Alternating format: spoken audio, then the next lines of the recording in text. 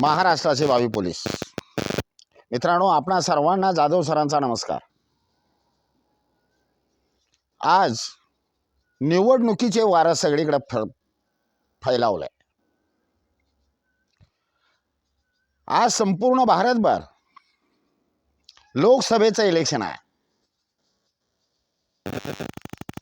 आज जो आपण भाग पाहणार आहोत तो संसदेचा भाग पाहणार आहोत। आपल्या देशाचा कारभार संसदीय लोकशाही पद्धतीने चालतो। 1927 ला सर जॉन सायमन याच्या अध्यक्षतेखाली सायमन कमिशन तयार झालं आणि भारताला सुधारणेचा हप्ता देण्यासाठी 1928 ला सायमन कमिशन भारतामध्ये आलं। त्या सायमन कमिशन मध्ये 4 बाबी होत्या। त्याच्यामध्ये एक बाब होती की भारतामध्ये संघ राज्य शासन पद्धती असावी। संघ राज्य शासन पद्धतीने कारभार सध्या चालू आहे। संघ राज्य शासन पद्धती आपल्याकडे लागू आहे। मग या संघ राज्य शासन पद्धतीचे मुख्य घटक 3 आहेत: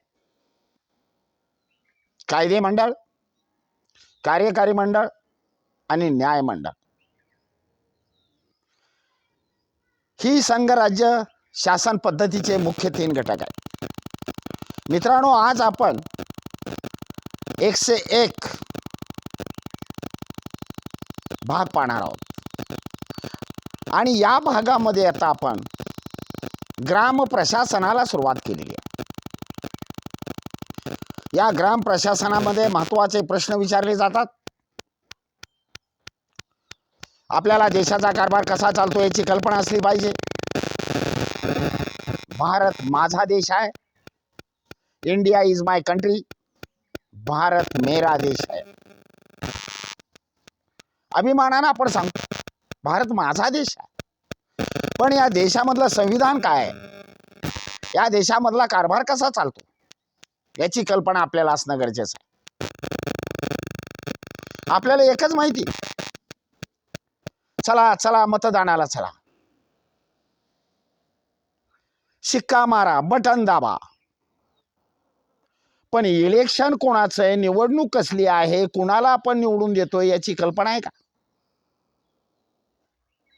यासाठी देशाच्या कारभाराची माहिती असणं गरजेचं आहे।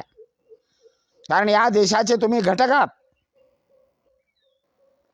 देशाचा कारभार कोणत्या पद्धतीने चालतो, आपण इलेक्शन मध्ये कुणाला मतदान करतो हे आपल्याला कल्पना असली पाहिजे। मित्रांनो, ग्राम प्रशासन या शब्दाचाच अर्थ असा आहे, दिल्ली पासून गल्ली पर्यंत कारभार कसा चालतो याची कल्पना आपल्याला असली पाहिजे। देशाचा कारभार चालवण्यासाठी संसदेची निर्मिती केलेली आहे। कलम 79 नुसार देशासाठी एक संसद आहे। प्रश्न विचारला जातो, कलम 79 कलमानुसार भारतासाठी एक संसद असावी। आपली संसद द्विसभागृही आहे। द्विसभागृही आपल्या संसदेमध्ये 2 सभागृह आहेत। लोकसभा, राज्यसभा आणि राष्ट्रपती मिळून संसद तयार होते आणि या संसदेच्या माध्यमातून देशाचा कारभार चालतो। आपल्या भारताचा कारभार संसदीय लोकशाही पद्धतीने चालतो आणि याच्यामध्ये मुख्य असणारे 2 सभागृह लोकसभा आणि राज्यसभा। मित्रांनो, आपल्याला देशाचा कारभार कसा चालतो हे पाहायचंय, राज्याचा कारभार कसा चालतो हे पण बघावं लागेल। प्रशासन चालवण्यासाठी विभागणी करण्यात आलेली आहे। राज्याने राज्याचा कारभार चालवायचा, देशाने देशाचा कारभार चालवायचा। राज्यामध्ये आपल्या महाराष्ट्र राज्यामध्ये 36 जिल्हे आहेत।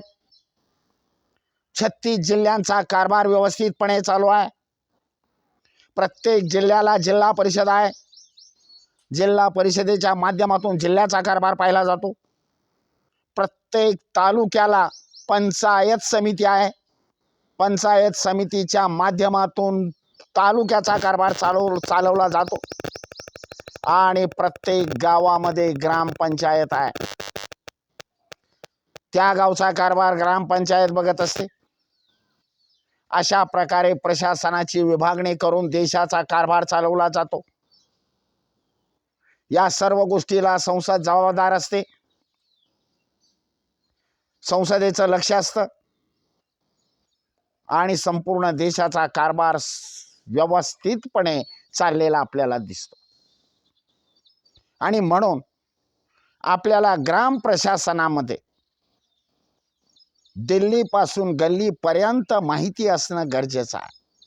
तेव्हा आज आपण संसदेचं पहिलं सभागृह पाहणार आहोत.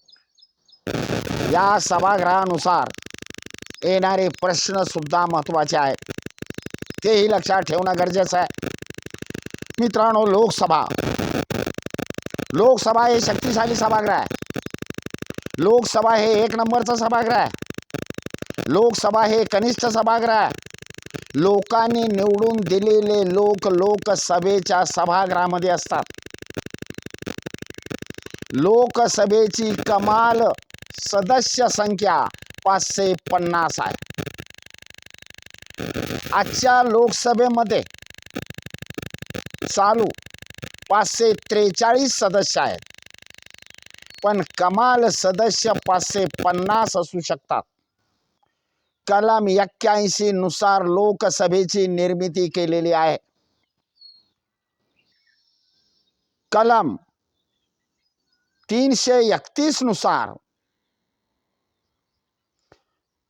जानेवारी 20 मध्ये 331 कलम रद्द करण्यात आलेले. पूर्वी आपल्या लोकसभेमध्ये 552 सदस्य होते. 550 हे सदस्य आणि 2 ॲग्लो इंडियन समाजाचे सदस्य. ॲग्लो इंडियन हा मागासलेला समाज आहे. या समाजाला 2 प्रतिनिधित्व देण्याचं काम राष्ट्रपती करत होते. पण हे कलम 331 जानेवारी 20 मध्ये रद्द करण्यात आलं आणि तेव्हापासून लोकसभेची कमाल सदस्य संख्या फक्त 550 आहे. प्रश्न विचारला जातो परीक्षेला, लोकसभेची सदस्य संख्या कमाल किती आहे? 550 सदस्य संख्या आहे. ॲग्लो इंडियन समाजाचे लोक भरण्याचा अधिकार आता राष्ट्रपतींना राहिलेला नाही, कारण 331 कलम रद्द करण्यात आलेला आहे. लोकसभेमध्ये घटक राज्यांचे 530 सदस्य असतात आणि केंद्र शासित प्रदेशामधले 20 सदस्य असतात. आपल्या देशामध्ये 28 घटक राज्य आणि 8 केंद्रशासित प्रदेश आहेत. 8 केंद्रशासित प्रदेशामधून 20 लोक घेतले जातात आणि संपूर्ण भारताच्या 28 घटक राज्यामधून प्रत्यक्ष मतदान करून निवडून आलेले 530 सदस्य असतात. एकूण 550 सदस्य असतात. महाराष्ट्रामधून लोकसभेसाठी 48 सदस्य पाठवले जातात. 48 सदस्यांची सध्या निवडणूक चालू आहे. भारताच्या कानाकोपऱ्यामध्ये लोकसभेचे इलेक्शन चालू आहे. 4 जूनला लोकसभेचा निकाल आहे आणि त्या निकालानुसार भारतामध्ये बहुमतवाल्या पक्षाचं सरकार स्थापन होतं. ज्या पक्षाला बहुमत आहे त्या पक्षाचं सरकार निर्माण केलं जातं. मित्रांनो, महाराष्ट्रामधून 48 सदस्य दिल्लीला लोकसभेमध्ये पाठवले जातात. प्रश्न लक्षात ठेवा, लोकसभेमध्ये काही राज्यामध्ये सदस्य संख्या पहा. महाराष्ट्रामधून 48 पाठवले जातात. उत्तर प्रदेशामधून 80 सदस्य पाठवले जातात. पश्चिम बंगालमधून 42 सदस्य पाठवले जातात. बिहारमधून 40 सदस्य पाठवले जातात. तमिळनाडूमधून 39 सदस्य लोकसभेवर पाठवले जातात. मित्रांनो, भारताच्या कानाकोपऱ्यातून 28 घटक राज्यामधून 530 सदस्य लोकसभेमध्ये पाठवले जातात. भारतामध्ये सर्वात सदस्य संख्या जास्त आहे उत्तर प्रदेश. उत्तर प्रदेशाचा विस्तार आणि लोकसंख्या यांच्या प्रमाणामध्ये 80 सदस्य आहेत. आणि खालोखाल 2 नंबरला महाराष्ट्र आहे. या महाराष्ट्रामधून 48 सदस्य पाठवले जातात. मित्रांनो, 530 सदस्य घटक राज्यामधून आणि 20 सदस्य केंद्र शासित प्रदेशामधून पाठवले जातात. आता लोकसभेच्या सदस्याची पात्रता. मित्रांनो, आपण भारताचे नागरिक आहोत. भारत माझा देश आहे.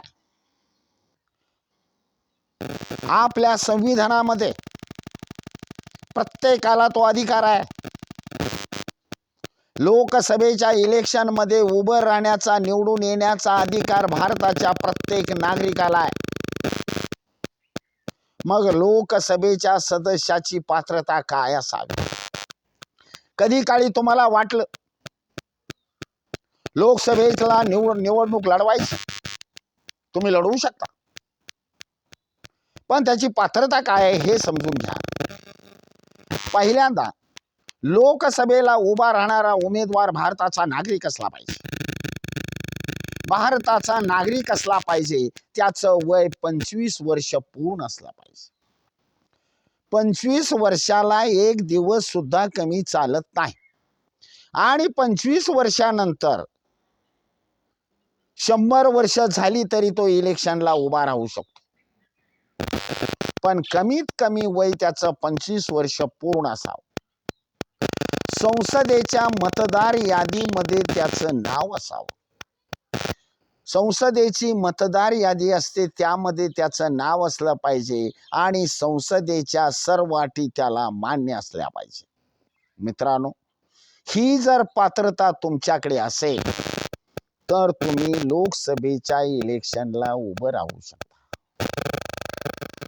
अनुसूचित जातीसाठी 84 जागा राखीव आहेत आणि अनुसूचित जमातीसाठी 47 जागा राखीव आहेत.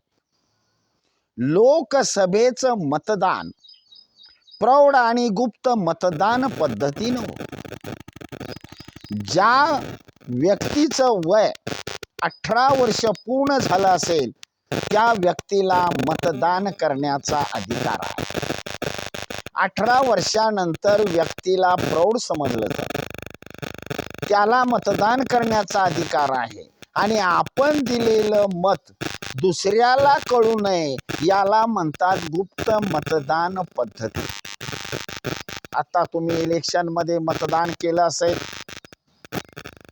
मतदानाच्या खोलीमध्ये अनेक लोक असतात, परंतु प्रत्यक्ष बटन दाबताना आपला तो अधिकार आहे, प्रामाणिकपणे आपण पूर्ण करतो.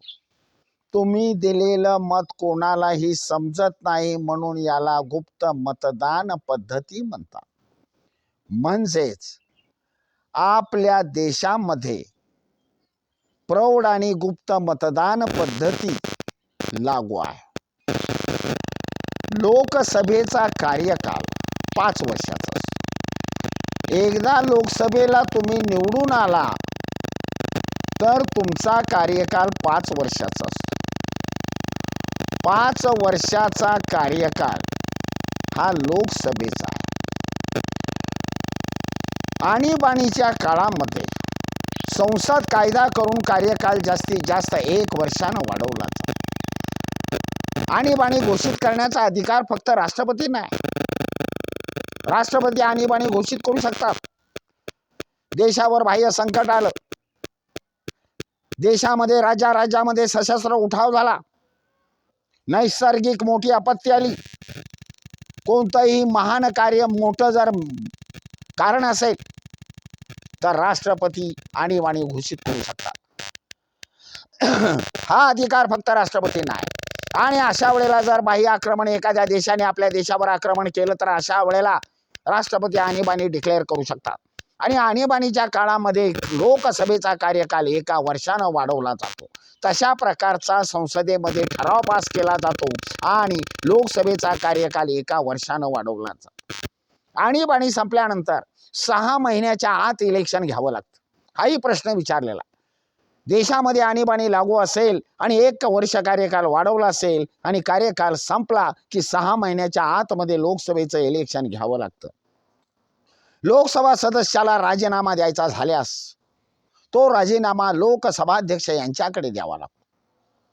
कधी कधी काही लोक निवडून येतात आणि त्यांना काम करण्याची इच्छा नसेल तर असा सदस्य आपला राजीनामा लोकसभेचा अध्यक्ष असतो त्याच्याकडे सादर केला जातो. एखाद्या सदस्याने निवडणुकीनंतर पक्षांतर केल्यास सदस्याचे सदस्यत्व रद्द होऊ शकते. कलम 85 नुसार संसदेच्या प्रत्येक सभागृहाची बैठक बोलवण्याचा अधिकार राष्ट्रपतीला आहे. कलम 85 आहे. राष्ट्रपतीला वाटलं की संसदेच्या दोन्ही सभागृहाची वेगवेगळी मीटिंग लावायचे, सभा लावायचे, अशा वेळेला राष्ट्रपतींना तो बोलवण्याचा अधिकार आहे. लोकसभेची वर्षातून 2 अधिवेशन असतात. 2 अधिवेशनामध्ये 6 महिन्यापेक्षा जास्त अंतर नसावे. काही वेळेला आपण म्हणतो नोव्हेंबरला एक घेऊ, डिसेंबरला एक घेऊ, चालणार नाही. 6 महिन्यामध्ये 1 अधिवेशन आणि पुढच्या 6 महिन्यामध्ये 1 अधिवेशन. अधिवेशन कशासाठी भरवलं जातं? अधिवेशन लोकांचे प्रश्न सोडवण्यासाठी भरवलं जातं. अधिवेशन जर शांततेनं पार पडलं तर बऱ्याच लोकांचे प्रश्न सुटतात आणि म्हणून महत्त्वाचे प्रश्न सोडवण्यासाठी लोकसभेचं अधिवेशन भरवलं जातं. कलम 100 नुसार गणसंख्या कोरम एकूण सदस्य संख्येच्या 1 सदस्य हजर नसल्यास लोकसभाध्यक्ष सभा तहकूब करू शकतात. मॅक्झिमम 110 1 सदस्य हजर असणं गरजेचं आहे. आणि ते पण जर नसेल तर लोकसभाध्यक्ष सभा रद्द करू शकतात. कलम 93 नुसार निवडून आलेल्या सदस्यामधूनच लोकसभाध्यक्ष व उपाध्यक्ष यांची निवड केली जाते. कलम 93 आहे. एकूण सगळे सदस्य लोकसभेमध्ये निवडून आल्यानंतर लोकसभा अध्यक्षाची निवड केली जाते. लोकसभाध्यक्षाला मतदान केलं जातं आणि लोकसभेचा अध्यक्ष निवडला जातो. आणि दुसरा उपाध्यक्ष. सभागृहामध्ये शांतता राखणं, सभागृह कंट्रोल करणं, एखाद्या व्यक्तीला भाषण करण्याचा अधिकार जरी असला तरी किती वेळ भाषण करायचं हे ठरवण्याचा अधिकार लोकसभाध्यक्षाला आहे. लोकसभाध्यक्षाचं काम अतिशय महत्वाचं आहे. आणि अशा पद्धतीनं लोकसभाध्यक्ष आणि उपाध्यक्ष यांचा निवड केली जाते. लोकसभाध्यक्ष आणि उपाध्यक्ष यांचा कार्यकाल सुद्धा 5 वर्षाचा असतो. अध्यक्षांना राजीनामा द्यायचा झाल्यास कधी कधी लोकसभाध्यक्ष राजीनामा देतात. लोकसभाध्यक्षाला राजीनामा द्यायचा झाल्यास तो उपाध्यक्ष यांच्याकडे दिला जातो आणि उपाध्यक्ष यांना राजीनामा द्यायचा झाला तर तो अध्यक्ष यांच्याकडे दिला जातो. अध्यक्ष व उपाध्यक्ष यांना जर पदच्युत करायचं असेल, काढून टाकायचं असेल तर बहुमताने ठराव मंजूर करून त्यांना 14 दिवस अगोदर नोटीस पाठवणं गरजेचं आहे. समजा तुम्हाला वाटलं लोकसभा अध्यक्ष बदलायचा आहे, उपाध्यक्ष बदलायचा आहे, तर त्याला बहुमताने बाजूला केलं जातं, परंतु त्याचं नोटीस 14 दिवस अगोदर त्यांना पाठवणं गरजेचं आहे. कलम 109 नुसार कोणतंही धनविधेयक प्रथम लोकसभेतच मांडलं जातं. सुरुवातीलाच मी सांगितलं, लोकसभा हे शक्तिशाली सभागृह आहे. लोकांनी निवडून दिलेले लोक त्या सभेच्या सभागृहामध्ये असतात आणि म्हणून कोणतंही धनविधेयक प्रथम लोकसभेमध्येच मांडलं जातं. कलम 109 नुसार देशाचे वार्षिक अंदाजपत्रक ते सुद्धा प्रथम लोकसभेतच मांडलं जातं. देशाचं वार्षिक अंदाजपत्रक असतं. देशामध्ये वर्षामध्ये काय काय करायचंय, पैसा कुठून जमा होणार, खर्च कसा होणार, हे अंदाजपत्रक प्रथम लोकसभेतच मांडावे लागते. आणि हे अंदाजपत्रक लोकसभेनं जर नामंजूर केलं तर मंत्रिमंडळाला राजीनामा द्यावा लागतो. लोकसभेच्या सभागृहामध्ये वार्षिक अंदाजपत्रक ठेवलं आणि ते जर लोकसभेनं नामंजूर केलं, बहुमताने नामंजूर केलं, तर मंत्रिमंडळाला राजीनामा द्यावा लागतो. म्हणजेच हे विधेयक वार्षिक अंदाजपत्रक जर लोकसभेनं फेटाळलं तर त्यांना मंत्रिमंडळाला राजीनामा द्यावा लागतो. कलम 75/3 नुसार मंत्रिमंडळ सामूहिकरित्या लोकसभेला जबाबदार असते.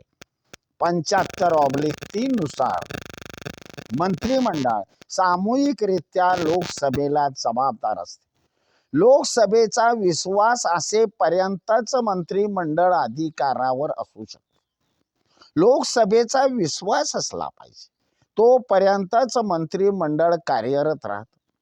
लोकसभा हे संसदेचं कनिष्ठ सभागृह असून प्रथम सभागृह आहे. मित्रांनो, लोकसभेच्या सभागृहामधली महत्वाची विधानं तुम्ही ऐकली. लोकसभेमध्ये कमाल सदस्य संख्या 550. लोकसभेमध्ये निवडून आलेल्या लोकांच्या मधून अध्यक्ष आणि उपाध्यक्ष यांची निवड होते. लोकसभेचा कार्यकाल 5 वर्षाचा असतो. लोकसभेमध्ये वर्षातून 2 अधिवेशन असतात. लोकसभेमध्ये निवडून आलेल्या बहुमतवाल्या पक्षामधूनच मंत्रिमंडळ निवडलं जातं. बहुमतवाला पक्ष मंत्रिमंडळ निवडण्याचा अधिकार दाखवतो. बहुमतवाल्या पक्षाचा नेता राष्ट्रपतीला निवेदन करतात आणि मंत्रिमंडळ निर्माण होतं. पंतप्रधानांना पहिल्यांदा शपथ देण्याचं काम राष्ट्रपती करतात. राष्ट्रपती आणि पंतप्रधान मिळून केंद्रीय मंत्रिमंडळाची निवड केली जाते आणि त्यांना शपथ दिली जाते. लोकसभेचं सभागृह हे कनिष्ठ सभागृह जरी असलं तरी शक्तिशाली सभागृह आहे आणि 1 नंबरचं सभागृह. 81 कलमानुसार लोकसभेचं सभागृह आहे. धन विधेयक प्रथम लोकसभेतच मांडतात. देशाचं वार्षिक अंदाजपत्रक फक्त लोकसभेतच पहिल्यांदा मांडलं जातं.